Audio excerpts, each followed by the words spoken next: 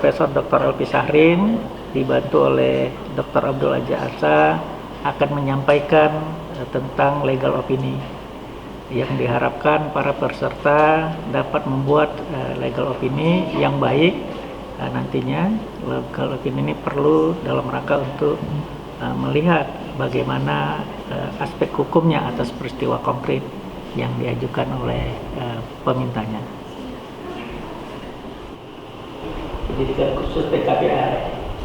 Hari ini saya akan menyampaikan tentang legal opinion. Saya sebetulnya dibantu oleh Dr. Abdul Aziz Alsan, tapi kebetulan saat ini dia juga bertugas. Ya, kami ada menulis buku tentang bagaimana pembuatan legal opinion, dan juga ada 2 contoh di dalamnya.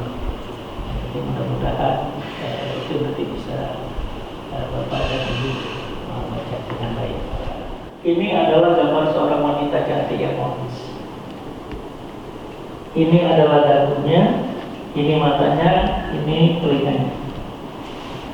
Tergambar nggak wanita yang manis?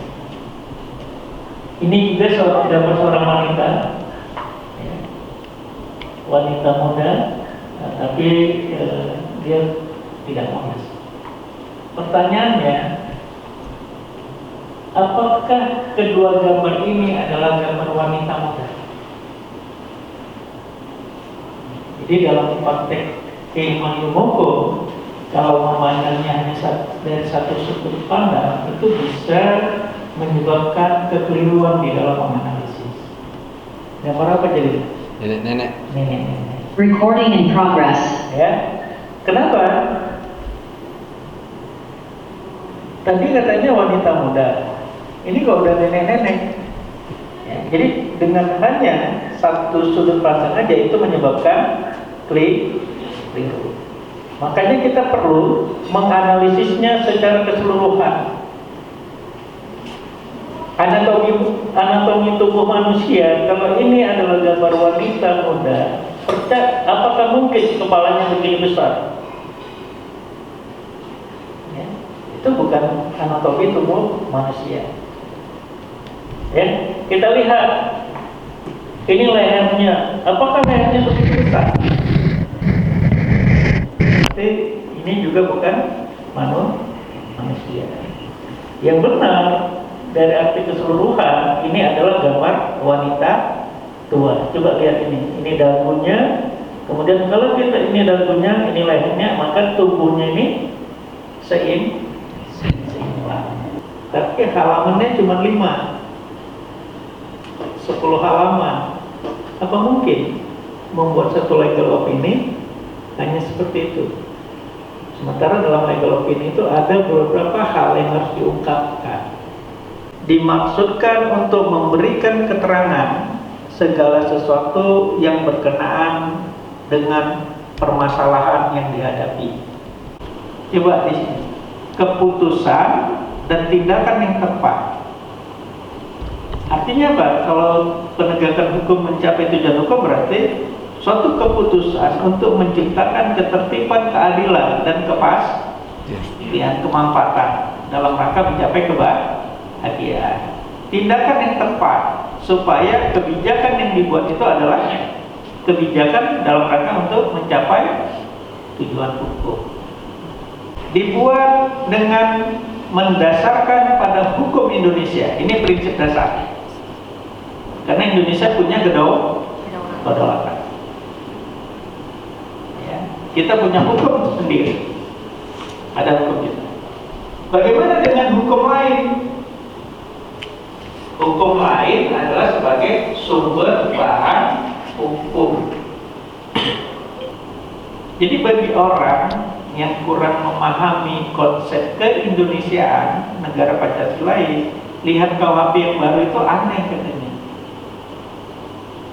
Ya, aneh. Kenapa aneh? Kok urusan Semen 8 diributin? Sekarang saya tanya, Semen 8 itu orang yang kemanusiaan dan beradab kan?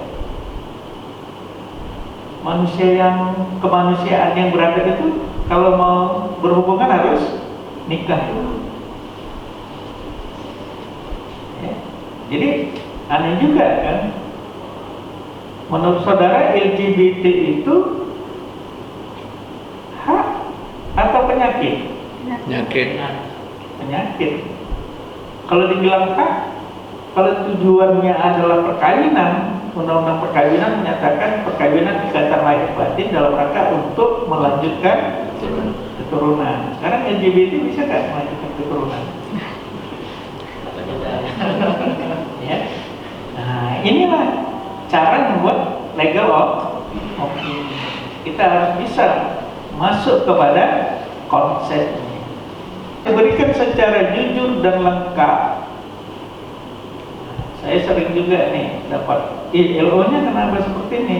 Iya, Prof, itu disuruhnya yang ini disampingkan fakta-faktanya. Ya, kalau disampingkan ya seperti tadi, menyampingkan pengertian anatomi tubuh manusia, hanya dilihat dari satu sudut. Akhirnya pandangannya apa? Keliru, dibilangnya itu gambar wanita cantik, muda, tak tahu nenek. Jadi ini harus dipahami. Selanjutnya, LO tidak mengikat bagi advokat dan bagi klien. Jadi LO ini nggak mengikat dalam arti apa? Tidak mengikat bahwa LO itu dibuat karena untuk keinginan klien gitu. LO, legal opinion. Ya, nanti saudara lihatlah LO yang ada dalam praktek. Apakah keenam ini ada di dalamnya? Ya. Atau hanya menyampaikan pandangan umum aja? Yang 5 sampai 10 halaman. Pertama, identifikasi masalah hukum atau legal issue. Yang kedua, identifikasi fakta hukum. Yang ketiga, inventarisasi aturan hukum. Yang keempat, aplikasi aturan hukum terhadap permasalahan. Yang kelima, analisis hukum. Yang keenam, kesimpulan. Kira-kira menurut Bapak dan Ibu yang dalam praktek itu ada nggak ini keenam ini? Tapi biasanya yang ke depan itu dibantu dengan dilakukannya legal audit. Ya, hasil dari legal audit ini akan menghasilkan LO, legal opinion, due diligence, pendapat hukum. Makanya jangan mau nanti, atau kadang-kadang gini, malah advokat yang bilang, hilangkan ini supaya pendapatnya seperti ini. Pertanyaannya, apakah pihak lain kalau mendapatkan fakta tersebut menjadikan pendapat hukumnya sesuai dengan pendapat kita? Itu bisa menjadi berbeda.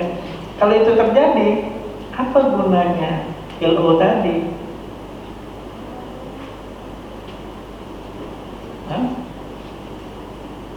Keliru nggak itu? Bodoh nggak itu yang minta LO itu, yang menutup-nutupi? Ya, makanya dalam si pembuat LO itu harus orang yang dipercaya.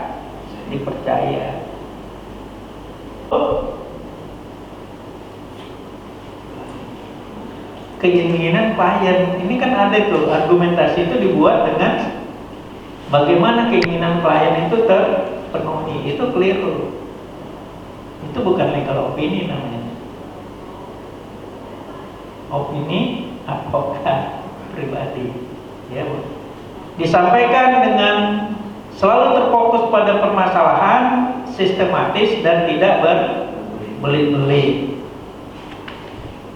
Kesimpulan ini berisi uraian tentang kesimpulan dapat berdasarkan hasil analisis serta melakukan seluruh tahap pembuatan LO yang telah dipaparkan sebelumnya. Saran-saran merupakan solusi yang telah dibahas dalam LO. Advokat hendaknya memberikan lebih dari satu saran dan atau solusi terhadap masalah yang dimintakan legal opinion dengan tujuan agar klien atau pihak lain yang berkepentingan dapat memilih satu dari di antara saran atau solusi yang terbaik menurut pandangannya. Jadi ini yang perlu diperhatikan di dalam pembuatan legal opinion. I know